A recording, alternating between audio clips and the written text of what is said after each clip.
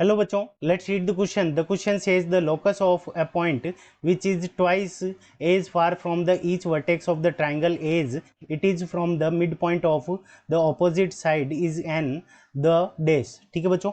सो इस क्वेश्चन के अंदर हमें क्या पूछा है कि ये हमारा एक ट्राइंगल हो जाएगा ए बी एंड सी. ठीक है बच्चों.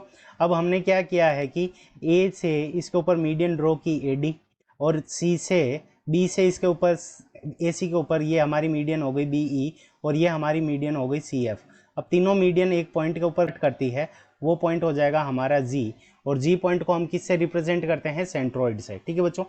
तो इस क्वेश्चन को करने के लिए हम की कंसेप्ट लगाएंगे. की कंसेप्ट, की concept.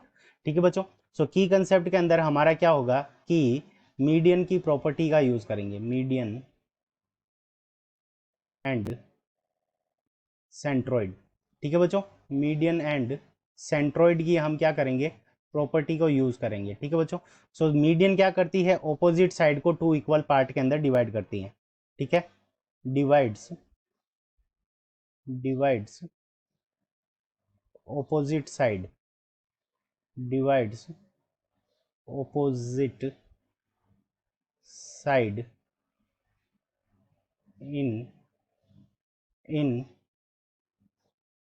divides opposite side in two equal parts, divides opposite side in two equal parts. ठीक है बच्चों. ये हमारी क्या होती है? मीडियन की प्रॉपर्टी होती है. तो वो क्या करती है कि ऑपोजिट साइड को टू इक्वल पार्ट्स के अंदर डिवाइड करती है. अब क्वेश्चन के अंदर क्या दे रखा है कि विच इज ट्वाइस फ्रॉम. ठीक है. तो यहाँ पे ये जो ए जी की जो लेंथ है, ठीक है, वो यहाँ इस से क्या है? ट्वाइस है. तो ये सेंट्रोइड क्या करता है? मीडियन को it divides the median in two. So यहाँ से हमारे पास में रेशियो क्या आ जाएगा? A G ratio G D. A G ratio G D is equals to हमारे पास में क्या आ जाएगा? 2:1. तो यही हमें बताना था कि ये कौन सा पॉइंट है जो इसको क्या करता है? वर्टेक्स से जिस इसकी जो डिस्टेंस है वो साइड से डिस्टेंस की क्या होनी चाहिए? ट्वाइस होनी चाहिए. तो यहाँ पे ए जी की जो डिस्टेंस है वो जी डी की क्या है? ट्वाइस है. अगर जी डी की वैल्यू अगर यहाँ पे 5 है तो ये वाली ए जी की वैल्यू हमारे पास में कितनी आ जाएगी? 10 सेंटीमीटर. सो यहाँ पे ऑप्शन बी सेंट्रोइड इस क्वेश्चन का करेक्ट आंसर होगा.